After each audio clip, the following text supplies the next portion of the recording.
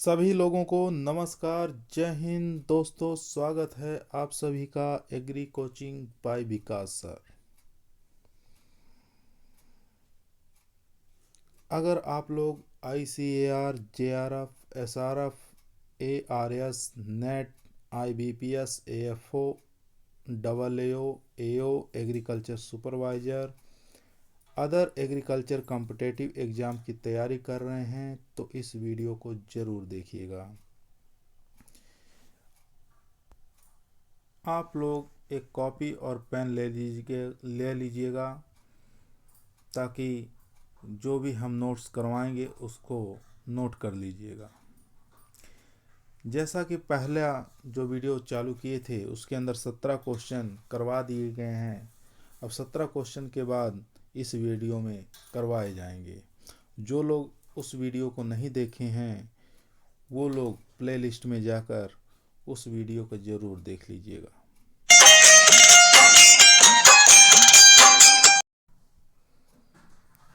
जैसे कि 17 नंबर का क्वेश्चन जो करवाए थे वो था, भारत में सर्वप्रथम 1970 में कपास की विमोचित संकर किस्म।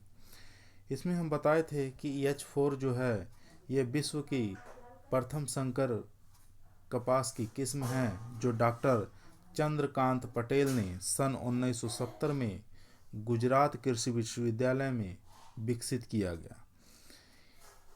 इन्हीं को फादर ऑफ हाइब्रिड कॉटन कहा जाता है। H4 संकर के जनक जो हैं, ये जो क्रॉस कराया गया G67 क्रॉस अमेरिकन नेक्ट्रोलिस, इन दोनों के बीच में क्रॉस कराकर ये, उसके बाद जो दूसरी किस्म आई 1972 में उसका नाम है वारा लक्ष्मी, और तीसरी किस्म इसके बाद जो हाइब्रिड निकाली गई थी 1974 में उस किस्म का नाम था सुविन किस्म। तो इसका आंसर है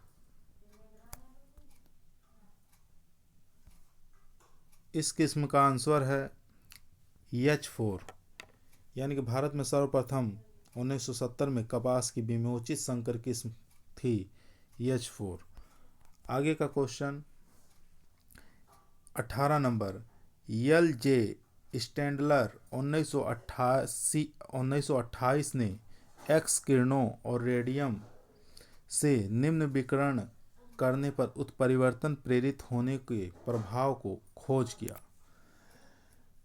तो कौन सी ऐसी किस्म है जो LJ स्टैंडलर ने एक्स किरणों और रेडियम से निम्न के विकिरण करने पर उत्परिवर्तन प्रेरित होने के प्रभाव की खोज की? तो इसका आंसर जो है जो, यानी कि बार्ले। 1929 में स्टैंडलर ने एक्स किरणों द्वारा जौ में उत्परिवर्तन किया और म्यूटेशन शब्द सर्वप्रथम ह्यूगो ड्रीवरीज ने 1900 में प्रयोग किया, और मूलर नामक वैज्ञानिक ने सन 1927 में एक्स किरणों द्वारा ड्रोसोफिला में उत्परिवर्तन पैदा किए। क्वेश्चन नंबर 19, प्याज के प्रमाणित बीज उत्पादन के लिए पृथक्करण दूरी रखी जाती है। तो प्याज के प्रमाणित बीज उत्पादन के लिए पृथक्करण दूरी जो रखी जाती है वो 500 मीटर है। अगर यही क्वेश्चन आधारीय बीज पर होता तो उसमें जो पृथक्करण दूरी होती है 1000 रखा जाता है। ये दोनों क्वेश्चन में थोड़ा ध्यान रखेंगे आप लोग कि प्रमाणित बीज की अगर दूरी पूछ रहा है तो 500 मीटर रखेंगे, अगर आधारीय बीज की दूरी पूछ रहा है तो उसमें 1000 रखेंगे।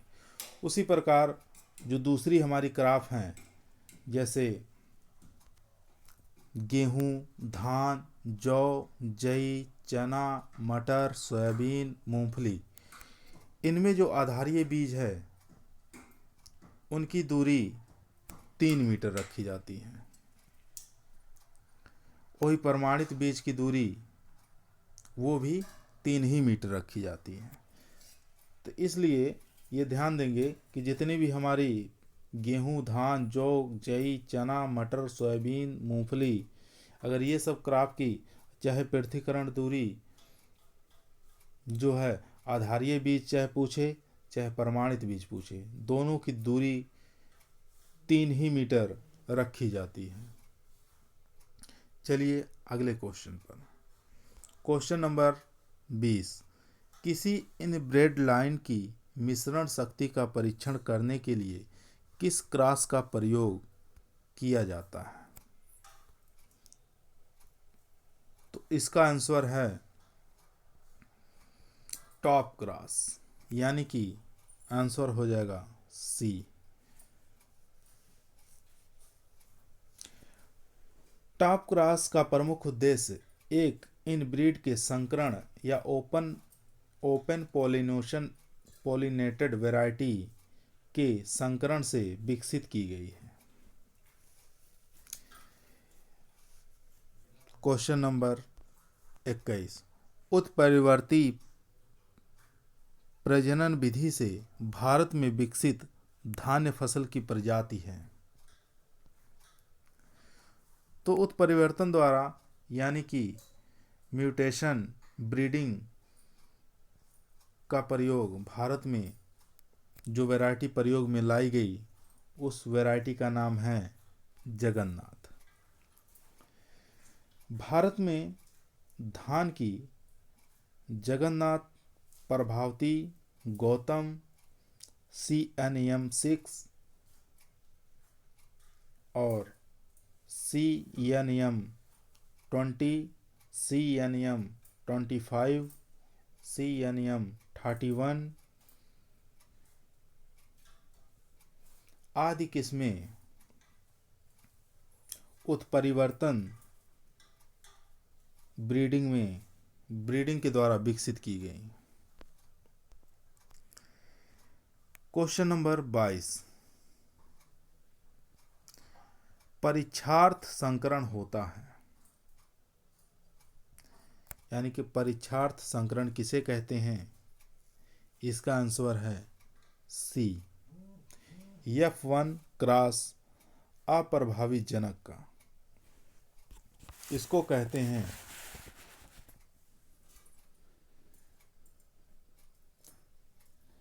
परीक्षार्थ संकरण।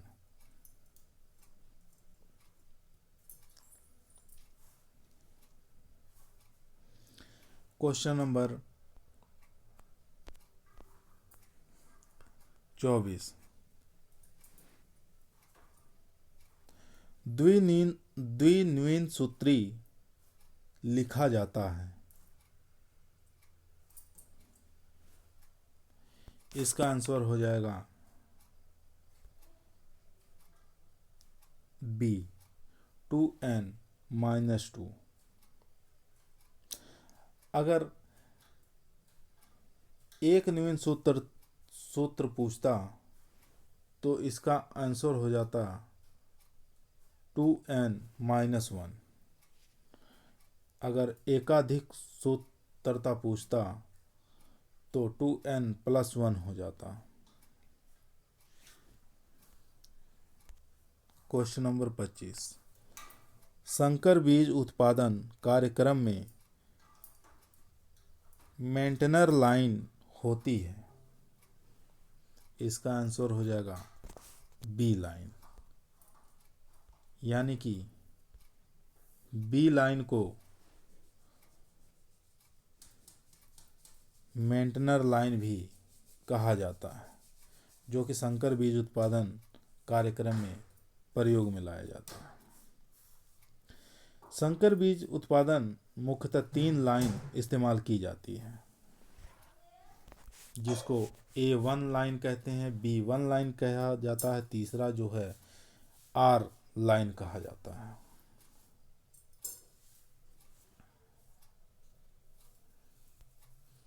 Question number 26। केंद्रीय बरानी अनुसंधान संस्थान स्थित है, यानी कि central research institute for dry land agriculture is located at, ये कहाँ पर स्थित है?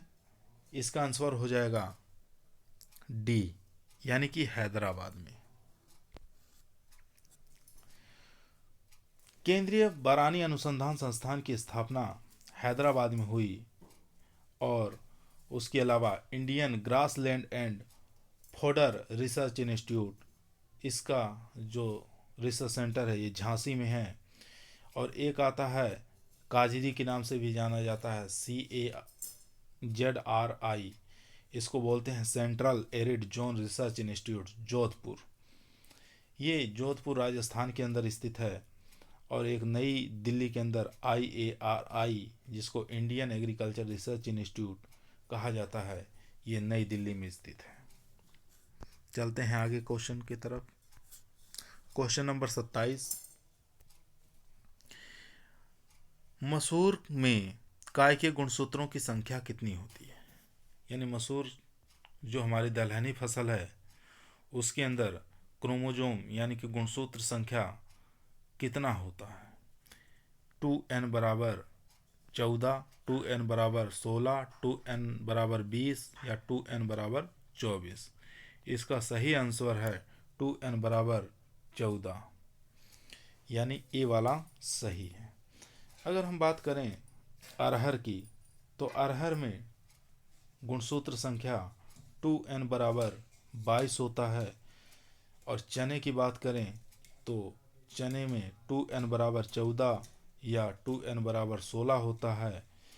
दाल की बात करें उड़द की, तो उड़द में 2n बराबर 24 होता है, और जितना उड़द में होता है उतना ही मूंग के अंदर होता है, 2n बराबर 24 होता है।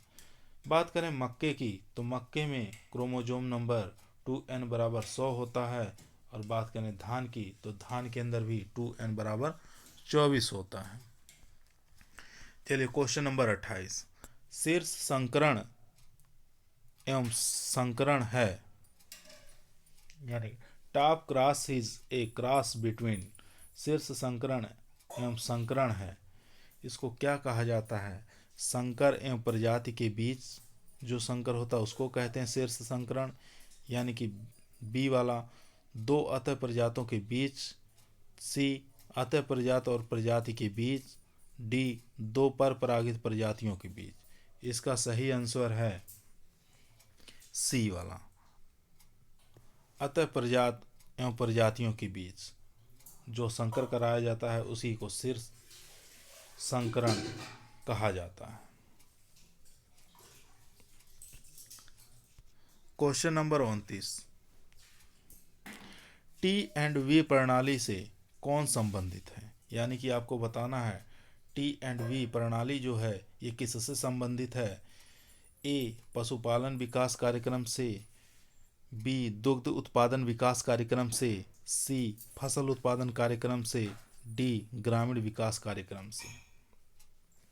तो यह जो है इसका आंसर हो जाएगा ग्रामीण विकास कार्यक्रम से, यानी कि डी वाला सही है। इसको ट्रेनिंग एंड विजिट सिस्टम भी कहा जाता है, प्रशिक्षण एवं भेंट प्रणाली कहा जाता है, इसीलिए शॉर्टकट में इसको T&V सिस्टम कहा जाते हैं, यानी कि ट्रेनिंग एंड विजिट सिस्टम के नाम से भी जाना जाता है। इस प्रणाली के जन्मदाता जो हैं डेनियर बेनोर हैं, यानी विश्व बैंक 1973 के द्वारा इसको माना जाता है। भारत में यह प्रणाली यानी कि यह सिस्टम जो है 1974 में राजस्थान के नाहर क्षेत्र और मध्य प्रदेश के चंबल कमांड क्षेत्र में 1979 से 80 के बीच में इसको लाया गया था, और सन 1981 से 82 में महाराष्ट्र के कुछ क्षेत्रों में अपनाया गया। इसका मुख्य उद्देश्य ये था कि कृषि प्रसार सेवा में सुधार लाना और कृषि उत्पादकता को बढ़ाना। अगला क्वेश्चन हमारा 30 नंबर पे है, जीन्स का पृथक्करण होता है। जीन्स का पृथक्करण होता है यानी कौन सी पीढ़ी में जीन्स का पृथक्करण होता है? F1 पीढ़ी में, F2 पीढ़ी में, F3 पीढ़ी में, F4 पीढ़ी में। तो जीन्स का जो पृथक्करण होता है ये F3 पीढ़ी में होता है, यानी कि इसका करेक्ट आंसर सी हो जाएगा। F1 पीढ़ी में क्या होता है? युग्मक बनते हैं। एक जीन के दोनों विकल्पों का एक दूसरे से अलग होकर भिन्न भिन्न युग्मकों में जाना आपका विसंयोजन कहलाता है। विसंयोजन के परिणाम स्वरूप प्रत्येक युग्मक में हर जीन की केवल एक ही प्रति उपस्थित होती है। Question number 31।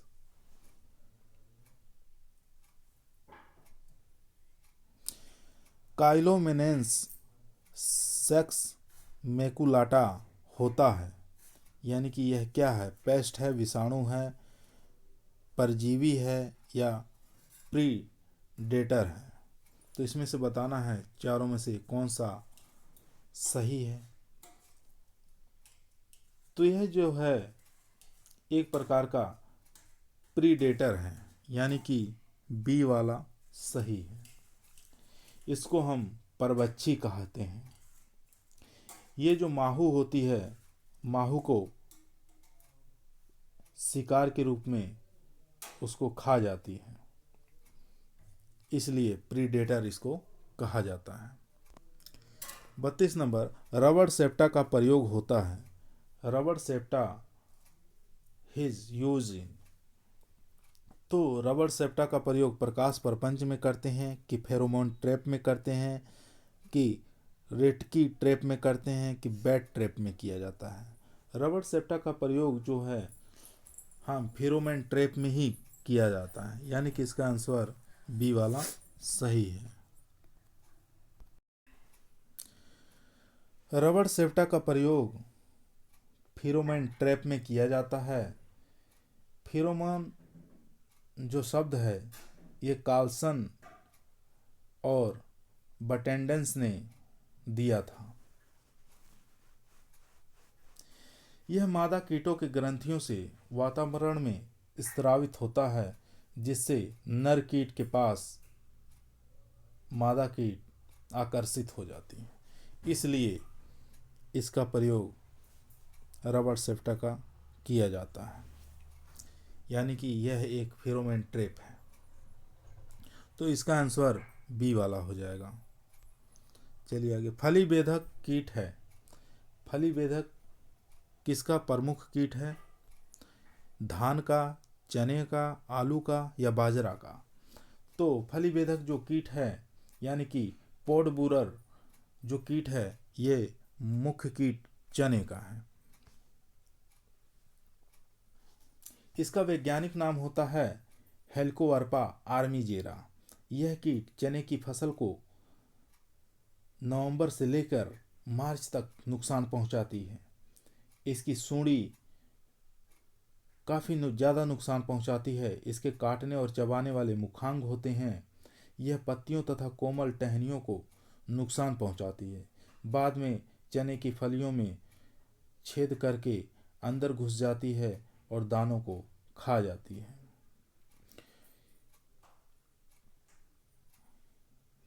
इससे लगभग हमारी 20 से लेकर 50% तक जो होती है फसल क्षति हो जाती है। Question number 34। निम्नलिखित में से कौन सा एक सही सुमेलित नहीं है?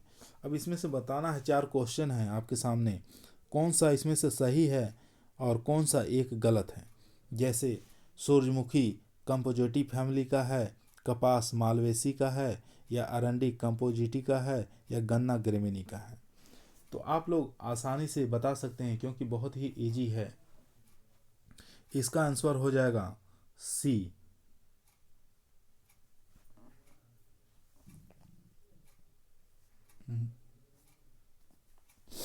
सूरजमुखी जो है कंपोजिटिव फैमिली का है। ये सही है। कपास मालवेसी का है। गन्ना जो है ग्रेवेनी कुल का है, लेकिन ये कास्टर जो है ये आपका गलत है। ग्रेवेनी कुल में बहुत सारी क्रॉप आती हैं। इसका दूसरी फैमिली जो नाम है पोएसी के नाम से भी जाना जाता है। इसके अंदर धान, गेहूँ, गन्ना, ज्वार, बाजरा, जौ, जई, ये सब क्रॉपें ग्रेमिनी कुल की आती हैं। बात करें क्रूसीफेरी की, तो इस फैमिली में सरसों, लाही सरसों, गोभी, तारामीरा आदि क्रॉपें इसके अंतर्गत आती हैं। बात करें कंपोजिटी की, कंपोजिटी में सूरजमुखी, गेंदा, ये सब जो क्रॉपें होती हैं कंपोजिटी फैमिली में आती हैं। मालवेसी की बात करें तो मालवेसी में कपास, भिंडी, गुड़हल, पटसन आदि क्रॉपें ये मालवेसी फैमिली में आती हैं। और कुकुरबिटेसी फैमिली में जो क्रॉप आती हैं हमारी, जैसे तरबूज, खरबूज, खीरा, ककड़ी, कद्दू, ये सब जो हैं कुकुरबिटेसी फैमिली में आती हैं। क्वेश्चन नंबर 35,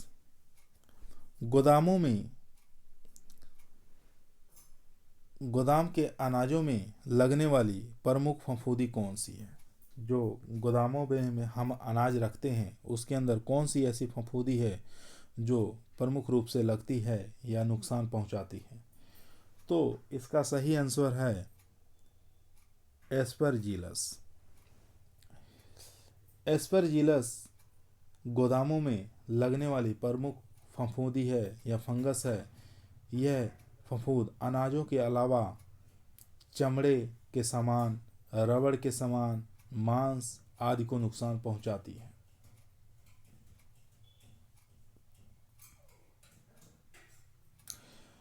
जो राइजोपस और म्यूकर्स है, जो नीचे क्वेश्चन नंबर इसमें बी वाले में और सी वाले में जो दिया है राइजोपस और म्यूकर्स, ये जो फफूंदी है ये अधिकतर जैसे मुरब्बा है, अचार है, जेली है, रोटी है, इन सभी को नष्ट करती है यानी कि नुकसान पहुंचाती है। और फ्यूजेरियम जो होता है, ये जो फफूंदी होती है कागज को अधिकतर नुकसान पहुंचाती है।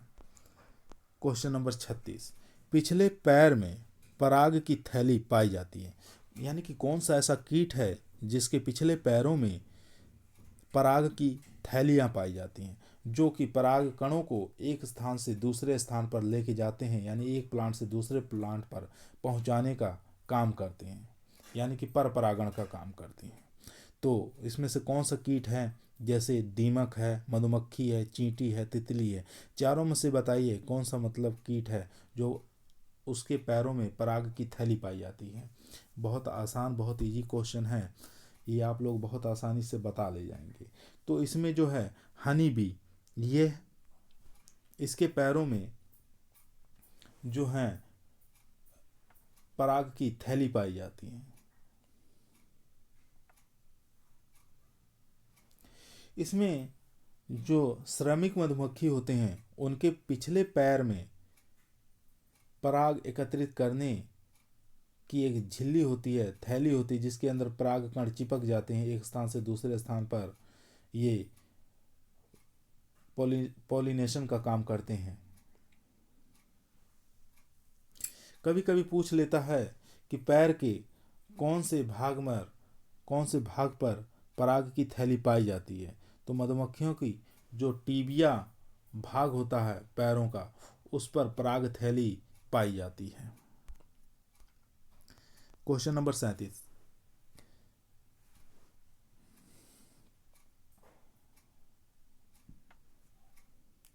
यानी कि रस्ट डिजीज होता है, रस्ट किससे होता है, किट किससे होता है? विषाणु द्वारा होता है, सूत्रकृमि द्वारा, जीवाणु द्वारा, फफूंदी द्वारा। तो इसका जो सही आंसर है बी, यानी कि यह जो है फंगस के कारण होता है, डी के द्वारा। रस्ट रोग जो फफूंदी द्वारा होता है इसको किट कहा जाता है।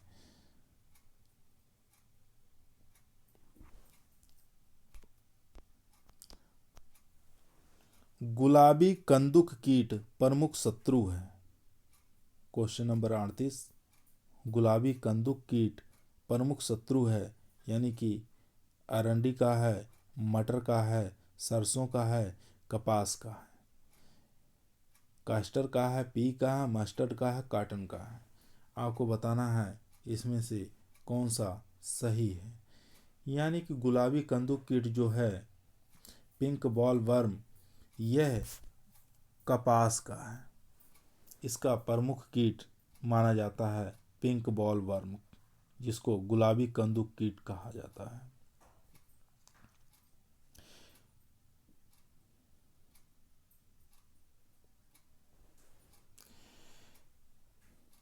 यह कीट कपास की फसल को काफ़ी ज़्यादा नुकसान पहुंचाता है।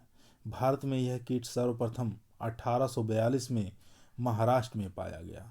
सूंडियों को काटने और चबाने वाले मुखांग होते हैं, जो कि प्रारंभ में कोमल पत्तियों और टहनियों पर अपना जीवन निर्वाह करते हैं, और बाद में ये जो इसमें रुई बनती हैं, जिसको डोडे कहा जाता है, उसमें छिद्र करके उसको काफ़ी ज़्यादा नुकसान पहुंचाते हैं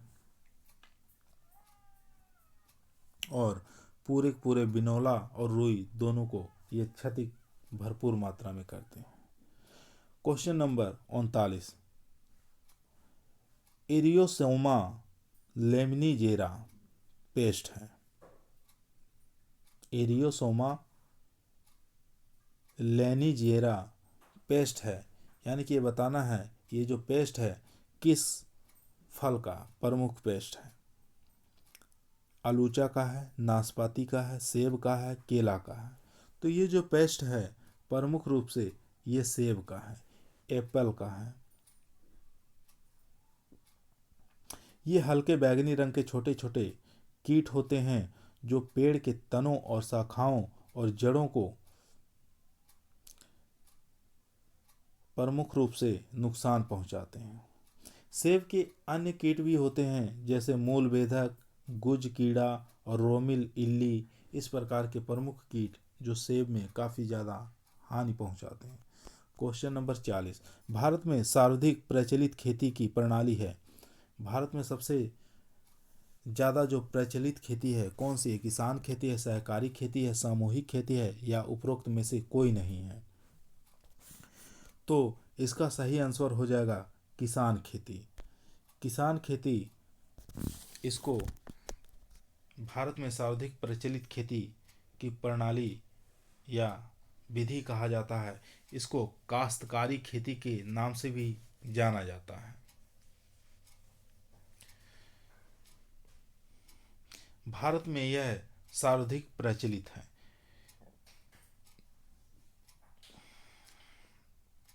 इस प्रणाली के अंदर किसान का राज्य से सीधा संबंध होता है, ये इसकी प्रमुख विशेषता होती है।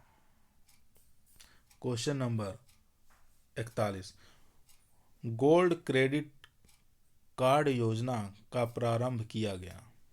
यानी कि गोल्ड क्रेडिट कार्ड योजना किसके द्वारा प्रारंभ किया गया? भारतीय स्टेट बैंक द्वारा, देना बैंक द्वारा, बैंक ऑफ बड़ौदा द्वारा, सिंडिकेट बैंक द्वारा। तो यह जो योजना आई थी यह भारतीय स्टेट बैंक द्वारा लाई गई थी, यानी कि इसका सही आंसर ए हो जाएगा। गोल्ड क्रेडिट कार्ड योजना भारतीय स्टेट बैंक के द्वारा प्रारंभ किया गया था। क्वेश्चन नंबर 41, उत्पादन प्रतिफल होता है मुख्यतः कारकों का, लागतों का, मूल्यों का, लाभों का।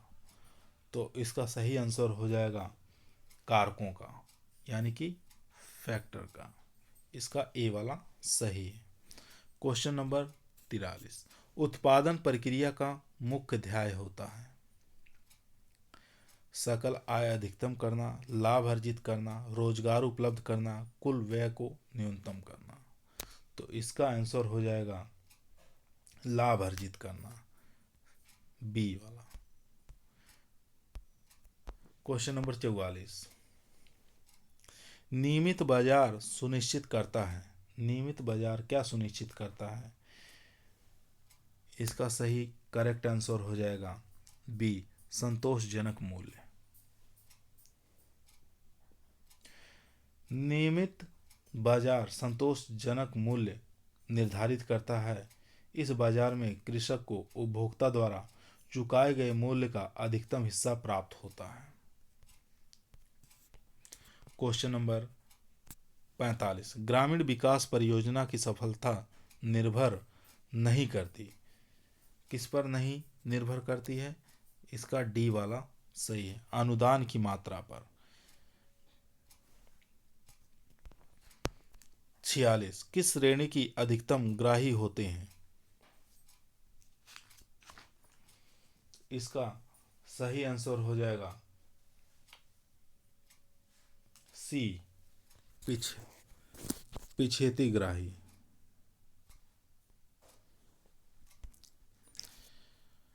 क्वेश्चन नंबर 47, कृषि ज्ञान केंद्र प्रतिभूत किया जाता है, यानी कि कृषि ज्ञान केंद्र KGK भारत सरकार द्वारा, उत्तर प्रदेश सरकार द्वारा, भारतीय कृषि अनुसंधान परिषद द्वारा, उत्तर प्रदेश कृषि अनुसंधान परिषद द्वारा, किसके द्वारा किया जाता है? आप सभी को मालूम होगा, ये जो है KGK, ये उत्तर प्रदेश सरकार द्वारा किया जाता है। KGK कृषि ज्ञान केंद्र उत्तर प्रदेश सरकार द्वारा प्रतिभूत किया जाता है। इसका मुख्य उद्देश्य होता है किसानों को वैज्ञानिक खेती के लिए प्रशिक्षण देना, और दूसरा उद्देश्य यह है कि युवा किसानों को प्रशिक्षण देना और किसानों को कृषि से जुड़ी हुई सूचनाएं और योजनाओं के बारे में जानकारी देना। ये कृषि ज्ञान केंद्र का प्रमुख उद्देश्य होता है। बात करें 48 नंबर क्वेश्चन की, तो पोस्टर के ABC का अर्थ क्या होता है? तो आप लोग इकोनॉमिक्स के अंदर पढ़े होंगे पोस्टर के ABC का अर्थ क्या होता है? ABC का अर्थ होता है आकर्षक, संक्षिप्त और स्पष्ट। ये इसका सही आंसर है। 39, नॉन प्रोजेक्टेड अध्ययन विधि है, इसका सही आंसर है कठपुतली, यानी कि सी सही हो जाएगा। यानी कि कठपुतली जो होती है, प्रोजेक्टेड पूछता तो उसके अंदर फिल्म और दूरदर्शन प्रोजेक्टर आदि आते हैं। नॉन प्रोजेक्टेड पूछता तो चार्ट, ग्राफ, कठपुतली, ये सब इसके अंतर्गत आते हैं। क्वेश्चन नंबर 50, IVLP कार्यक्रम प्रतिभूत हुआ। IVLP यानी कि इसका पूरा क्या नाम होता है? यह जो कार्यक्रम है ICAR द्वारा 1995 में शुरू किया गया था। इसका मुख्य उद्देश्य यह है कि वैज्ञानिकों और किसानों के बीच जमीन स्तर पर संपर्क स्थापित करना, वैज्ञानिकों और किसानों के बीच में आपसी वार्तालाप हो सके, इसलिए यह programme IVLP Indian village linkage programme के नाम से जाना जाता है। यह ICAR के द्वारा चलाया गया था 1995 में। क्वेश्चन नंबर 51, कौन समूह संपर्क विधि नहीं है? कौन सी इसमें समूह संपर्क की विधि नहीं है? प्रदर्शन, सिंपोजियम, कार्यशाला, फिल्म।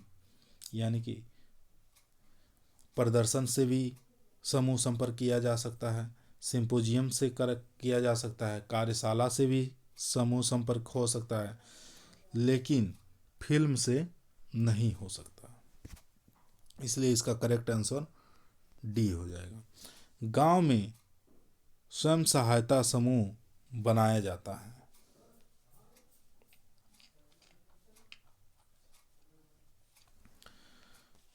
तो इसका आंसर सदस्यों के स्वयं की सहायता हेतु डी वाला सही है। बैंक आयोजन कार्यक्रम के माध्यम से छोटे उद्यमियों तक अपनी पहुंच बनाते हुए इसी परिक्षेप और सहायता समूह के रूप में यह योजना शुरू की गई थी सन 1992 में। क्वेश्चन नंबर 53, कौन एक संप्रेषण का आधारभूत कार्य नहीं है? सूचना, निर्देशन, प्रोत्साहन, आज्ञा। चारों में से आपको बताना है कौन सा नहीं है, तो इसका आंसर डी वाला सही है, आज्ञा का। क्वेश्चन नंबर 55, निम्नलिखित में कौन सा कृषि विज्ञान केंद्र का दायित्व नहीं है? तो आपको बताना है कौन सा ऐसा जो है कृषि विज्ञान केंद्र का दायित्व नहीं है। तो इसमें से आधारभूत अनुसंधान, डी वाला जो है सही है। आवश्यकता आधारित प्रशिक्षण, ये भी सही है, ये भी कृषि विज्ञान केंद्र का दायित्व है। व्यावसायिक प्रशिक्षण, ये भी दायित्व है। और कौशल समाहित प्रशिक्षण, ये भी कृषि विज्ञान के जो कार्य हैं। क्वेश्चन नंबर 55, फूल गोभी में फूल बनने के पहले अपरिपक्व अवस्था में बीज के डंठल का बनना क्या कहलाता है? तो वह क्या कहलाएगा? बटनिंग, बोल्टिंग, फ्रेंचिंग, होलो हार्ट। तो इसका सही आंसर है बी, यानी कि बोल्टिंग। फूल गोभी में अपरिपक्व अवस्था में फूल के बनने के पहले बीज यानी डंठल का बनना क्या कहलाता है? बोल्टिंग कहलाता है। फूल गोभी के अन्य बहुत सारे फिजियोलॉजिकल डिसऑर्डर हैं, जैसे अंधापन, जिसको ब्लाइंडनेस कहा जाता है। यह भी प्रारंभिक अवस्था में क्या होता है, ऊपर की जो कलिका होती है वह नष्ट हो जाती है, पत्तियां दिखाई देती हैं, लेकिन जो इसमें गोभी बनती हैं, जो बर्ड्स होते हैं, वो नष्ट हो जाता है। इसलिए उसको कहा जाता है अंधापन, यानी कि ब्लाइंडनेस। उसके बाद एक और फिजियोलॉजिकल डिसऑर्डर आता है बटनिंग। बटनिंग ये भी फूल गोभी का ही फिजियोलॉजिकल डिसऑर्डर है। और यह जो होता है बटनिंग, यह नाइट्रोजन की कमी से होता है। बात करें होलो स्टेम, ये भी नाइट्रोजन की अधिकता से होता है।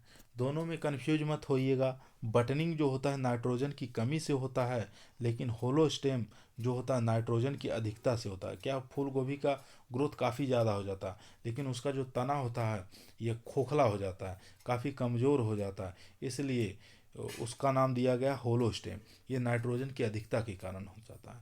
लेकिन अगर जैसे नाइट्रोजन की कमी होगी तो कौन सा फिजियोलॉजिकल डिसऑर्डर होगा? बटनिंग हो जाएगा। एक आता है रिसीनेस, ये भी फूल गोभी का ही फिजियोलॉजिकल डिसऑर्डर है। इसमें क्या होता है, अधिक टेम्परेचर के कारण, या तो अधिक टेम्परेचर हो जाएगा या तो नाइट्रोजन की अधिकता, ये दोनों कारणों से यह रिसीनेस फिजियोलॉजिकल डिसऑर्डर फूल गोभी में हो जाता है। एक आता है फिजियोलॉजिकल डिसऑर्डर गोभी का भूरापन, जिसको कहते हैं ब्राउनिंग। तो ये भी गोभी का प्रमुख फिजियोलॉजिकल डिसऑर्डर है। तो ये बोरान की कमी के कारण होता है। एक और आता है वीपटेल, ये मोलिब्डेनम की कमी के कारण ये फूल गोभी का जो है फिजियोलॉजिकल डिसऑर्डर है। तो मोलिब्डेनम की कमी से कौन सा फिजियोलॉजिकल डिसऑर्डर होगा फूल गोभी में? वीपटेल हो जाएगा। चलिए आगे। क्वेश्चन नंबर 56, वर्षा उपहार निम्नलिखित में से किसकी प्रजातियां हैं? वर्षा उपहार आपको बताना है, वर्षा उपहार किसकी प्रजाति है? टमाटर की है, भिंडी की है, बैगन की है, या मटर की है? तो आप लोग काफ़ी चर्चित हैं कि वर्षा उपहार जो है ये जो किस्म है ये भिंडी की है। वर्षा उपहार भिंडी की एक उन्नत किस्म है। इसकी क्या खासियत है? इसमें पित्त सीरा मोजेक विषाणु, जिसको YVM-YV कहा जाता है, पित्त सीरा मोजेक विषाणु रोग, इसके प्रति क्या है, प्रतिरोधी किस्म है। भिंडी की अन्य किस्में भी हैं जो काफ़ी फेमस हैं, जिसको हर एग्जामों में बार बार पूछा जाता है, जैसे पूसा मखमली, पूसा H4, परभनी क्रांति, अर्का अभय, अर्का अनामिका, हरभजन। ये सब जो इसकी भिंडी की काफ़ी फेमस वैरायटियां हैं। अगला क्वेश्चन, निम्नलिखित में से कौन सी बैगन की प्रजाति फोमोसिप्सिस ब्लाइट या बैक्टीरियल विल्ट के प्रति अवरोधी है? तो आपको बताना है बैगन की कौन सी ऐसी प्रजाति है जो बैक्टीरियल विल्ट के प्रतिरोधी है। तो पूसा क्रांति है, पूसा पर्पल लॉन्ग है, पंथ सम्राट है, यानी निम्नलिखित में से कोई नहीं, इनमें में से कोई नहीं है। तो इसकी जो प्रमुख फेमस जो किस्म है पंथ सम्राट।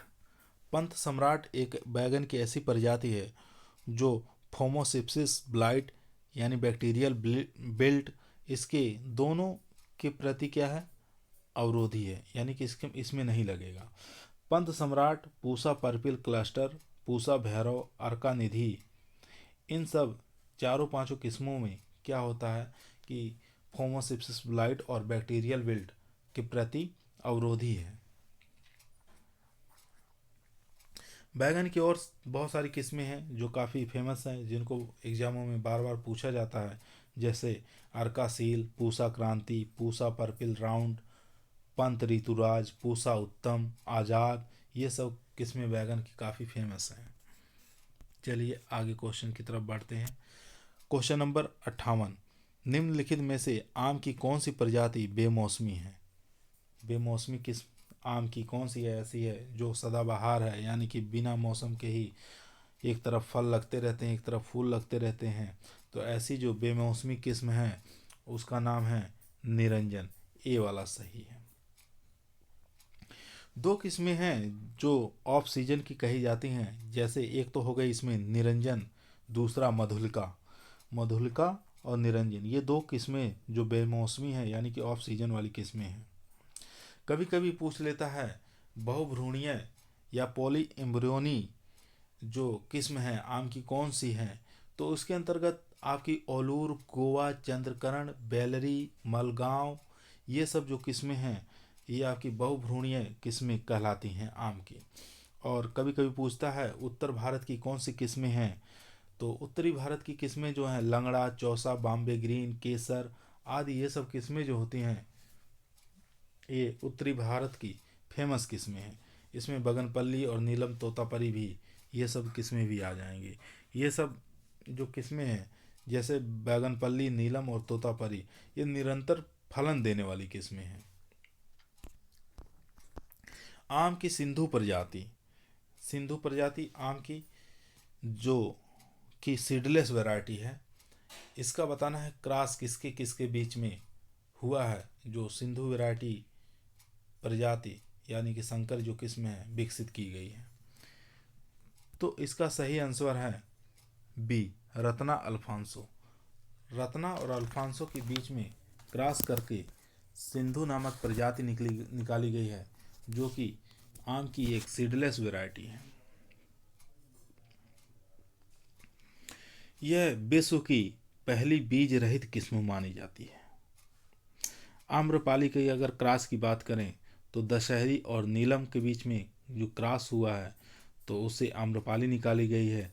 रत्ना की बात करें, रत्ना जो कि नीलम और अल्फांसो के बीच में क्रॉस से निकाली गई है। और अर्का अनमोल जो कि अल्फांसो और जनार्दन पसंद के बीच में क्रॉस कर कर निकाली गई है। और मलिका कभी कभी दे देता है एग्जामों में, मलिका जो कि कौन किसके बीच में क्रॉस करके निकाली गई है? तो नीलम और दशहरी के बीच में क्रॉस कर कर मलिका वैरायटी निकाली गई है। चलिए क्वेश्चन नंबर 60, नींबू में ट्रिस्टेजा वायरस बीमारी फैलती है। नींबू में जो ट्रिस्टेजा वायरस बीमारी है किससे फैलती है? तो आपको बताना है। तो इसका आंसर है बी, टोक्सोप्टेरा सिट्रिसीडा। इसके द्वारा नींबू में ट्रिस्टेजा वायरस बीमारी फैलती है।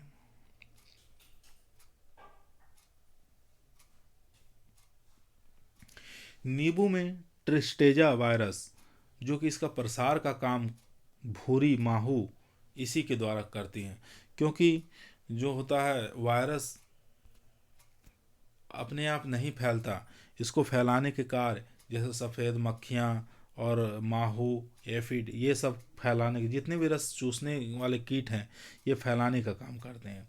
उसी प्रकार नींबू में ट्रिस्टेजा वायरस का प्रसार का जो कार्य करेगी वो भूरी माहू करती है।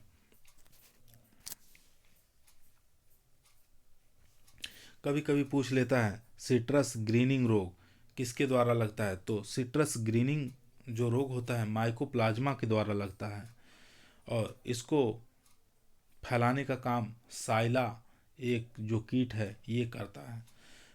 और कभी कभी ये भी दे देता है सिट्रस कैंकर किसके द्वारा होता है, वायरस द्वारा होता है, जीवाणु द्वारा होता है, बैक्टीरिया द्वारा होता है, किसके द्वारा होता है, तो सिट्रस कैंकर रोग जो है ये जीवाणु द्वारा होता है। जेंथोमोनास एक्सोनोपोडिस नामक बैक्टीरिया द्वारा यह होता है।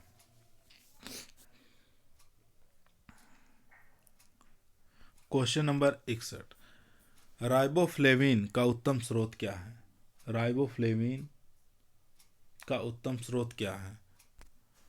राइबोफ्लेविन का उत्तम स्रोत आप लोग जानते ही हैं, बेल है। यानी कि विटामिन बी जो है अधिकतर आपको बेल से ही प्राप्त होता है। बात करें विटामिन ए जो है सबसे अधिक मात्रा में आम से मिलता है, उसके बाद पपीता है, फिर पार्सिमोन है तीसरे नंबर पर। और विटामिन बी 1 जिसको थायमीन कहते हैं, सबसे ज़्यादा विटामिन बी 1 जो है काजू से प्राप्त होता है। उसके बाद अखरोट, फिर बादाम, फिर अनानास, ये सब आते हैं। बात करें विटामिन बी 2 जिसको राइबोफ्लेविन कहा जाता है, वही क्वेश्चन यहाँ पे 61 नंबर पे दिया गया है कि राइबोफ्लेविन का सर्वोत्तम स्रोत क्या है, तो राइबोफ्लेविन का सर्वोत्तम स्रोत बेल माना जाता है। इसके बाद पपीता आता है, फिर काजू, फिर लीची आता है। बात करें विटामिन सी की, तो विटामिन सी जो कि सबसे ज़्यादा पाई जाती है बरबंडेस चेरी के अंदर। बरबंडेस चेरी के बाद आपका आंवला, अमरूद और नींबू, इन सब का नंबर आता है। क्वेश्चन नंबर 62, बैर में कलिकायन का सर्वोत्तम समय क्या है? बैर के अंदर कलिकायन का सर्वोत्तम समय क्या है, यानी हम कौन से समय में उनका कलिकायन या प्रूनिंग वगैरह करें, तो इसका सर्वोत्तम समय मई जून के अंदर सबसे अच्छा बताया गया है। यानी कि इसका आंसर सी है, मई और जून के महीने में। बैर में कलिकायन के लिए सर्वोत्तम समय जो चुना गया है, मई जून का महीना ही चुना गया है।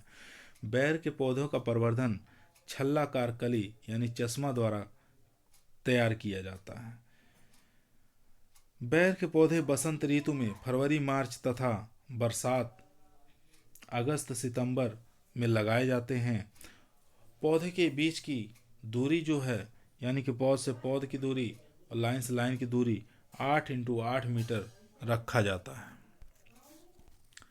क्वेश्चन नंबर 63, केले की कौन सी प्रजाति पनामा बिल्ट बीमारी के प्रति अवरोधी है? तो पनामा बिल्ट के प्रति अवरोधी जो बीमारी है वो कौन सी प्रजाति है, लगाने पर नहीं लगेगी, तो इसका ए वाला सही है, बसरई। बसरई किस्म पनामा मलानी के प्रति प्रतिरोधी है, लेकिन पर्णचित्ती रोग से अधिक प्रभावित होती है। यह किस्म बोनी होने के कारण तेज हवाओं से कम प्रभावित होती है।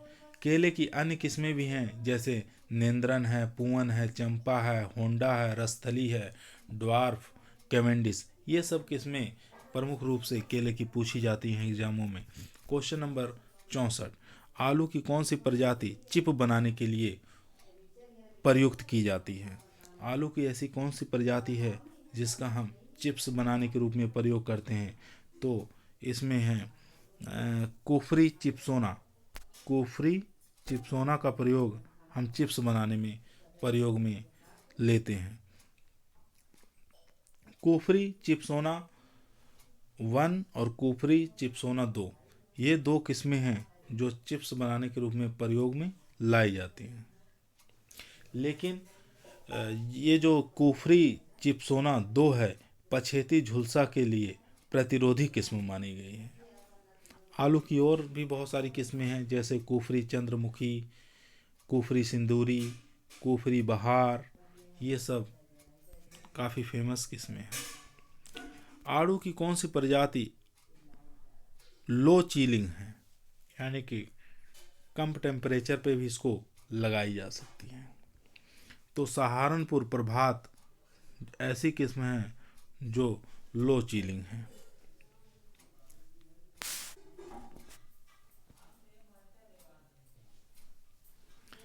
क्वेश्चन नंबर 66, आम में लिटिल लीफ की बीमारी किसकी कमी से संबंधित है?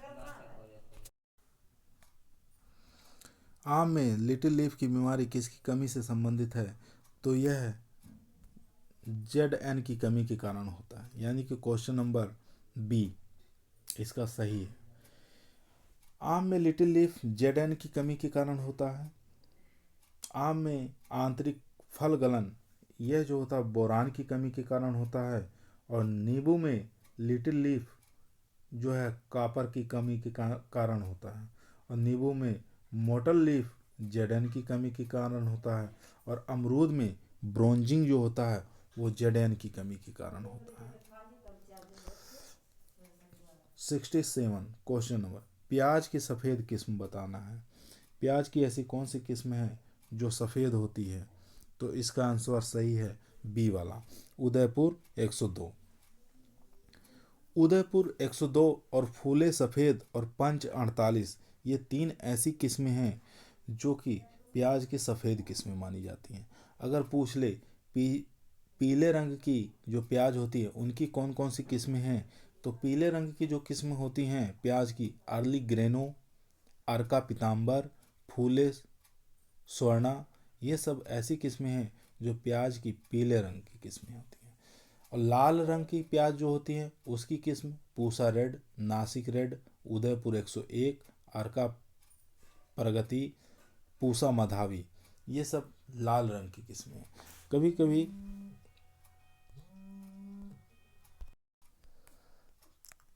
क्वेश्चन नंबर 68, पालक में पाए जाने वाला प्रभावी कार्बनिक अम्ल कौन सा है? ऑक्जेलिक अम्ल। आप लोग जानते हैं पालक के अंदर कौन सा अम्ल पाया जाता है? ऑक्जेलिक अम्ल।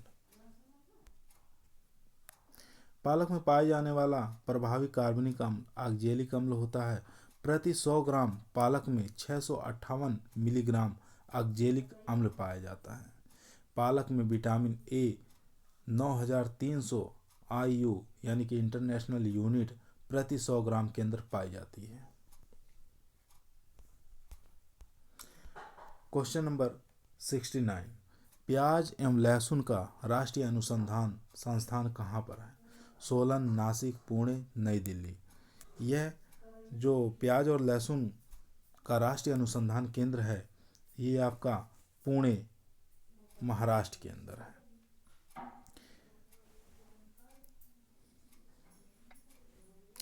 National research centre for onion and garlic, इसका अनुसंधान केंद्र पुणे महाराष्ट्र में है। बात करें सेंट्रल पोटैटो रिसर्च इंस्टीट्यूट का, तो ये शिमला यानी कि हिमाचल प्रदेश में है।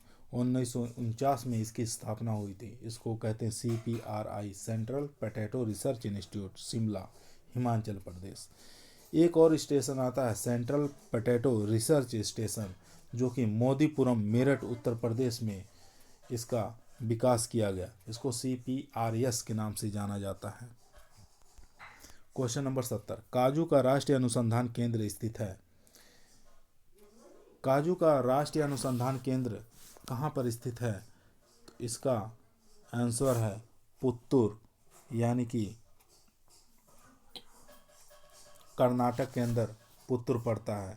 इसको national research centre for cashew, काजू, 1985 के अंदर इसकी स्थापना हुई थी पुत्तूर, कर्नाटक के अंदर। एक और रिसर्च सेंटर आता है सिट्रस से संबंधित, जिसको NRCC के नाम से जाना जाता है, जिसको national research centre for citrus, 1985, Nagpur, Maharashtra में इसकी स्थापना की गई थी। एक बनाना रिसर्च जो कि ये भी फ्रूट से ही संबंधित है, NRCB इसको कहा जाता है, national research centre for banana, Tiruchirappalli, Tamil Nadu के अंदर इसका रिसर्च स्टेशन है। और एक ग्रेप्स का जो रिसर्च स्टेशन है जिसको NRCG के नाम से जानते हैं, national research centre for grapes, ये पुणे महाराष्ट्र के अंदर है। क्वेश्चन नंबर 71, अंगूर में हैंड एंड चिकन बीमारी का कारण किस तत्व की कमी के कारण होता है? हैंड एंड चिकन, यह बीमारी बोरान की कमी के कारण होती है। तो इसका आंसर बी वाला सही है। अंगूर में हैंड एंड चिकन बीमारी बोरान तत्व की कमी के कारण होता है। इसके नियंत्रण के लिए हम बोरेक्स 0.6% का छिड़काव करते हैं। एक अंगूर के अंदर कैलिक्स एंड रॉट बीमारी आती है, काफ़ी भयंकर, काफ़ी फेमस बीमारी है। यह जो बीमारी है यह कैल्शियम की कमी के कारण होती है। आंवले में आंतरिक गलन बीमारी, यह भी बोरान तत्व की कमी के कारण आती है। नींबू में पीला पत्ती धब्बा रोग एक लगता है, ये भी MO यानी कि मोलिब्डेनम तत्व की कमी के कारण यह बीमारी लगती है। अगला क्वेश्चन, अमरूद की प्रमुख शर्करा है। अमरूद के अंदर कौन सी शर्करा पाई जाती है? ग्लूकोज, फ्रुक्टोज, सुक्रोज या माल्टोज? चारों में से आपको बताना है कौन सी शर्करा पाई जाती है। तो अमरूद के अंदर जो होती है सुक्रोज शर्करा पाई जाती है।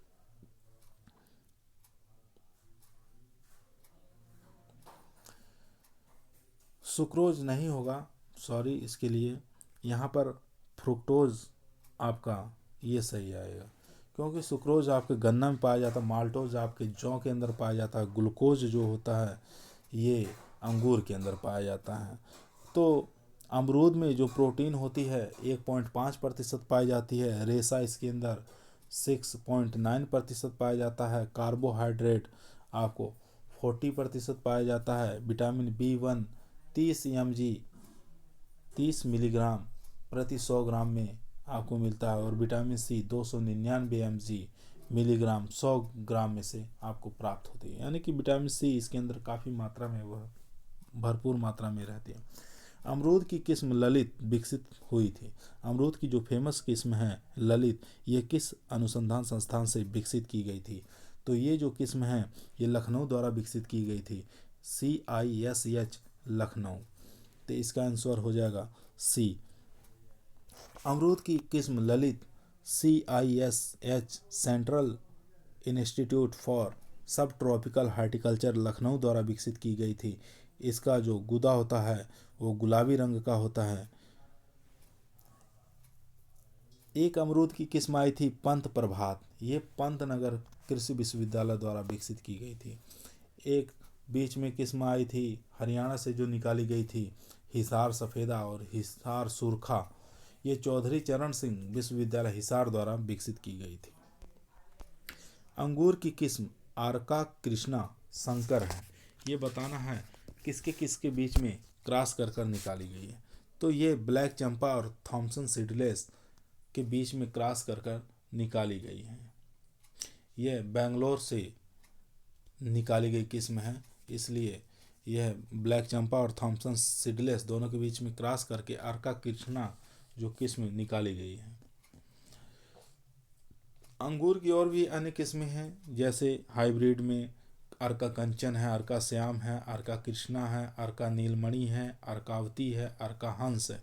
ये सब जितनी भी किस्में हैं ये IIHR बेंगलोर द्वारा ही निकाली गई, सब टोटल की टोटल जो हाइब्रिड ही हैं। सेब की आम्बरी किस्म किस प्रदेश में सर्वाधिक लोकप्रिय है? सेब की जो आम्बरी किस्म है ये किस प्रदेश की सबसे फेमस वैरायटी है? तो आम्बरी जो फेमस वैरायटी है आपकी ये जम्मू और कश्मीर की, यानी कि C वाला सही है। इसके अलावा जम्मू कश्मीर की जो अन्य किस्में हैं white, dotted red, blood red, ये सब जो किस्में हैं ये आपकी जम्मू कश्मीर की है। और हिमाचल प्रदेश की मुख्य किस्में आती हैं जैसे गोल्डन डेलेसियस और रेड डेलेसियस, न्यूटन, वंडर, ये सब किस्में जो होती हैं हिमाचल प्रदेश की प्रमुख फेमस किस्में हैं।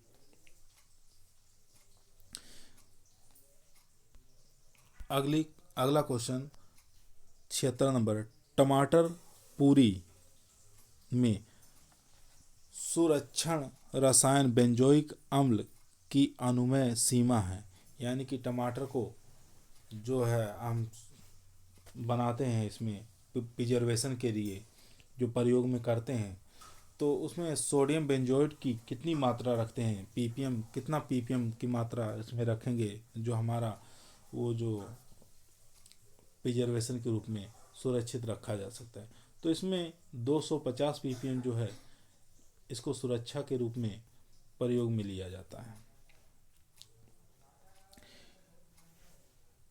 प्रिजर्वेटिव के रूप में 250 पीपीएम ही हम मात्रा काम में लेंगे। क्वेश्चन नंबर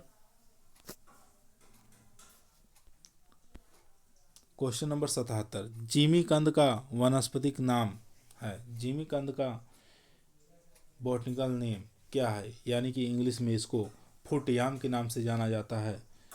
तो इसका वैज्ञानिक नाम बताना है, तो वैज्ञानिक नाम इसका हो जाएगा सी वाला।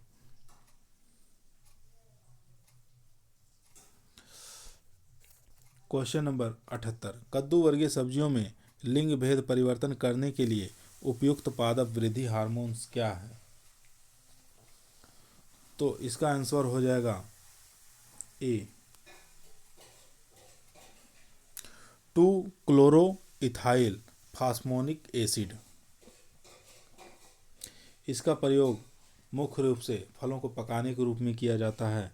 इथाइलिन यह एक गैस के रूप में होती है, इसका भी प्रयोग कर सकते हैं, लेकिन जो है 2 क्लोरो इथाइल फास्फोनिक एसिड इसको हम इथेफॉन के नाम से भी जाना जाता है।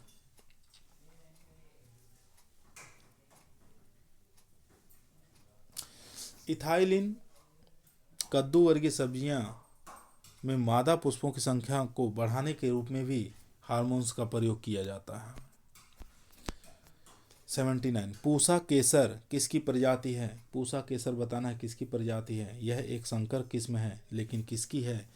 ये किस्म जो है गाजर की है। ये किस्म किसकी है? गाजर की है। पूसा केसर संकर किस्म किसकी है? ये गाजर की है, जो कि अगस्त से अक्टूबर माह के अंदर बोया जाता है। ये 90 से लेके 110 दिन में तैयार हो जाती है। इसकी जड़ें जो होती हैं काफ़ी गहरी जाती हैं और लाल रंग की ये गाजर होती है। प्रति हेक्टेयर उपज 250 से लेके 300 क्विंटल प्रति हेक्टेयर उपज हमको आसानी से दे देती है। इसके अलावा अन्य किस्में हैं जो काफ़ी फेमस हैं गाजर की, जैसे पूसा मेघाली, पूसा यदामगनी और जैनो सिलेक्शन 223, ये सब किस्में गाजर की काफ़ी फेमस है। क्वेश्चन नंबर 18, हेस्पेरिडियम ब्लासूटा और एम्फीसारिका किसके रूपांतरण है? आपको बताना है। ये वैज्ञानिक नाम है। ये जो फल हैं, बेरी हैं, ड्रूप हैं, पोम हैं, नट्स हैं, किस प्रकार के इसमें फल पाए जाते हैं? तो इसका सही आंसर हो जाएगा ए, यानी कि बेरी। हेस्पेरिडियम ब्लास्टा एम्फीसारिका फलों के जो प्रकार हैं वो बेरी होता है। बेरी में और भी फल आते हैं, जैसे टमाटर है, पपीता है, बैगन है, अंगूर है, जिसके अंदर सीड काफ़ी मात्रा में एक साथ लगे हों, उसको बेरी के अंदर रखा जाता है। जैसे टमाटर, पपीता, बैगन, अंगूर, ये सब आपके बेरी में आएंगे। उसके अलावा हेस्पेरिडियम में संतरा, नींबू, चकोतरा, मौसमी, यानी कि जितने भी सिट्रस से संबंधित जितने भी फ्रूट्स हैं वो आपके हेस्पेरिडियम में आएंगे। और ब्लूस्टा के अंदर अनार आएगा, और हेम्पीसरका के अंदर बेल आएगा। पोम में आपका नाशपाती आ जाएगा, लोकाट आ जाएगा, सेब आ जाएगा, और ड्रूप के अंदर नारियल, आम, आड़ू, बेर, ये सब ड्रूप के अंदर आएंगे। क्वेश्चन नंबर 81, पूसा मेजेस्टी एक उन्नत प्रजाति है। ये बताना है पूसा मेजेस्टी एक उन्नत किसकी प्रजाति है? इसका आंसर सही है पपीता। ये पूसा मेजेस्टी एक पपीता की उन्नतशील प्रजाति है। इस किस्म की परिवहन क्षमता अच्छी होती है। इसके अलावा अन्य किस्में जो पपीता की Pusa delicious, Pusa dwarf, Pusa joint, Pusa नन्हा, वाशिंगटन, हनीड्यू, ये सब किस्में पपीता की काफ़ी फेमस और लोकप्रिय किस्में हैं। भिंडी की YVMV अवरोधी प्रजाति है, यानी कि भिंडी की कौन सी ऐसी प्रजाति है जिसके अंदर YVMV वायरस डिजीज जो रोग है वो प्रतिरोधी किस्म है। तो इसका सही आंसर सी, अर्का अनामिका। ये अर्का अनामिका जो है ये पित्तसीरा मोजेक विषाणु के प्रति प्रतिरोधी किस्म है। निम्नलिखित में से कौन सा पेक्टिन का सर्वोत्तम स्रोत है? पेक्टिन का सर्वोत्तम स्रोत कौन सा है? तो पेक्टिन का सर्वोत्तम स्रोत जो है माना गया है डी, यानी कि गुआवा। गुआवा के अंदर काफ़ी अधिक मात्रा में पेक्टिन पाया जाता है, जो कि एक जेली बनाने के काम में लिया जाता है। और विटामिन ए की बात करेंगे तो आम और पपीता दोनों के अंदर विटामिन ए भरपूर मात्रा में पाए जाते हैं। और बात करें विटामिन सी की, विटामिन सी के अंदर आंवला को रखा जाता है। लोकाट का वैज्ञानिक नाम क्या है? लोकाट का वैज्ञानिक नाम आपका डी वाला हो जाएगा, एरियोबोट्रिस्का जेपोनिका। एरियोबोट्रिया जेपोनिका, ये आपका लोकाट जो फ्रूट है उसका वैज्ञानिक नाम हो जाएगा। और सेब का वैज्ञानिक नाम मेलस पुमिला। और आड़ू का वैज्ञानिक नाम प्रूनस पार्सिका।